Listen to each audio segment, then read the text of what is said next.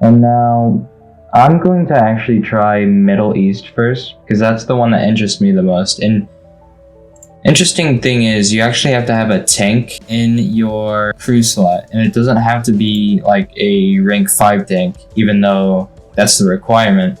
It can just be any tank. Once you have your tank in your crew slot, you can just press take part, and you'll be queued. Now this mode, as of recording this, doesn't actually have any planes in it. So, as you can see, the planes are not grayed out, but that doesn't mean you can use them. This is a tank-only game mode so far. And as you can see, the difficulty level right here is arcade, so the tanks are going to behave a little bit weird. I only get one option to spawn in, and that is the M48A1. You do get all of the upgrades already, so you can choose between all the rounds you want. And here we go. Now, one thing to note is that if you haven't played this game before and you're going into it blind, you're probably going to die if you do not hide behind this rock right here. If you drive into the open, you are going to get shot, and you are going to get shot a lot.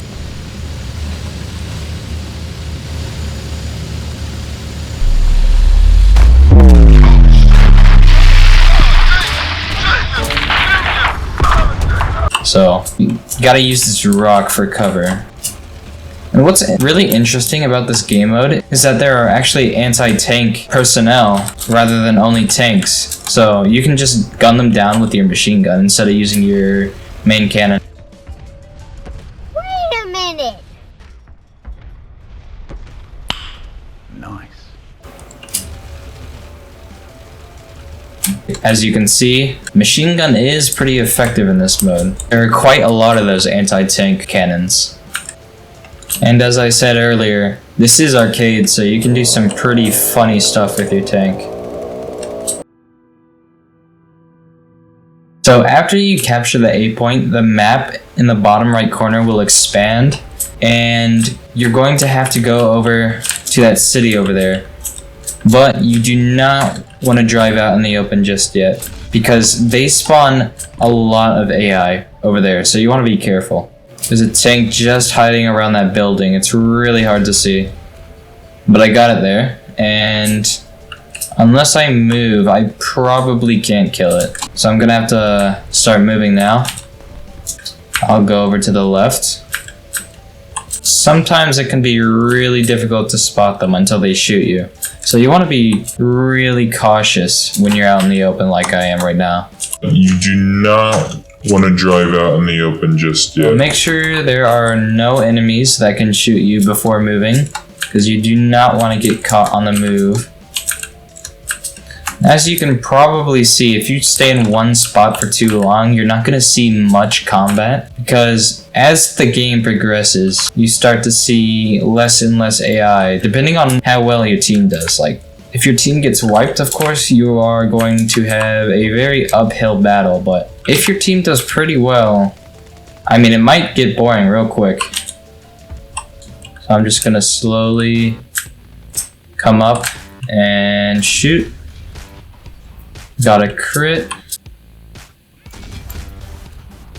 I got the driver. Yep, there we go. And just a reminder that this is arcade, so... Oh, I just got my gun disabled. Hello. This AI actually might... Okay, never mind. I was about to say, this AI might miss. Because last I remember, War Thunder AI is not the greatest, as you just saw. So during this point in the game, all you're really doing is just getting rid of all the remaining enemies. Now that we've done that, we just gotta defend. We put on a timer, so we gotta get there before that runs out. And once we're there, we start defending.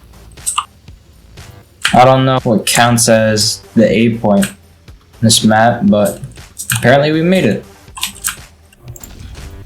There we go. Nice ammo shot.